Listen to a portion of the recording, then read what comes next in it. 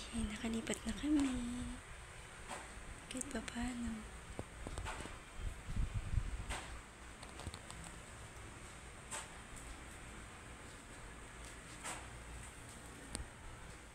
Hindi na kami nagsisiksikan sa isang kwarto. Bakit ko mag-vlog? Ito yung naging kwarto namin, yung kusina. Kasi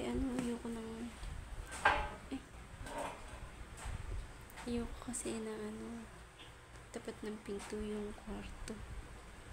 Kaya ginawa ko na lang yung sala. Tapos yung higaan nilagay ko na lang dito sa kusina. Bahala na, basta komportable ako dito.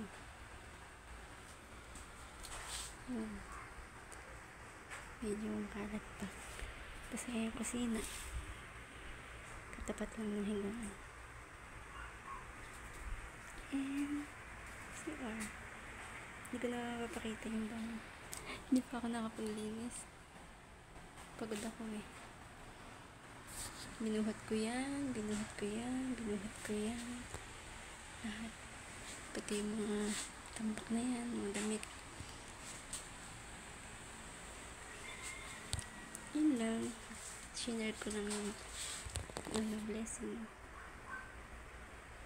Ito yung dito kami magsasaing rice cooker. Dito magluluto ng ulam. Ito yung palaruan ng mga bata, sala. Yun, ang ganda. Kahit pa paano.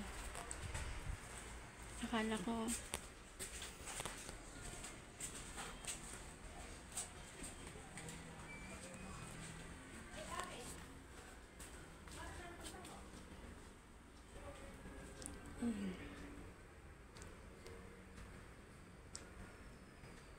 pagka gusto nila siya maglaro, pagka may pera na ako, bibili ako ng linoleum. Diyan sila maglalaro ni Shane Dorobox. Pag nagkapera, papalitan ko yung Dorobox na yan.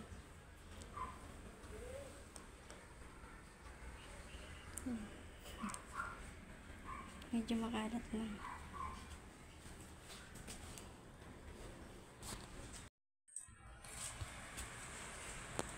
Katabi lang ang higaan at pinakakusina ko. Pero okay na yan. Dapat maging thankful kahit na ganyan. Unti-unti makakabili rin ako ng mga gamit sa kusina. At matinong lamesa, hindi na yung ganyan. And then pupunuin ko na yung bigasan. And then bibili ako babalik ko na yung puan na yan doon. Hiniram ko lang yan ng kalan. Yung di ganon, yung double burner yun. And then papalagyan ko yan ng ang tawag dito, pinto. Kung pwede nga lang yung pintong slide siya, kasi parang hindi siya masyadong sa tawag dito, space. Yung slide lang nagagano. Knocks. Ang taas mangarap. And then pangarap ko din na magkaroon ako ng mga cabinet dyan, yung may istakan ng mga pagkain. Tapos mayroon pa dun sa harapan na may pa dun, bakanting lupa pa dun. Maglalagay ako dun ng dagdag na pinaka-kwarto. Tapos ito, sala. Tapos yung harapan, maglalagay ako ng maraming tanim dun. Mga halaman. Wow, ang ganda. Ayun.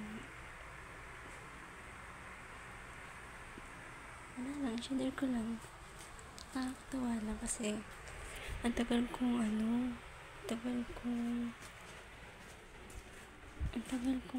tawag dito, na-stuck dun sa kabilang kwarto na yun.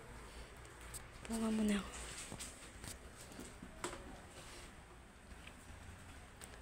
Ang tagal kong na-stuck dun sa bahay ng biyanan. marami akong pinagdaanan mga emotions. Parang kahit pa paano pinakinggan ako ng Papa Jesus na makalipat unti-unti. Yan, thank you. Hindi ako mag-vlog. Nahihiya ako kasi baka marinig ako mga kapitbahay sabihin sira ulo.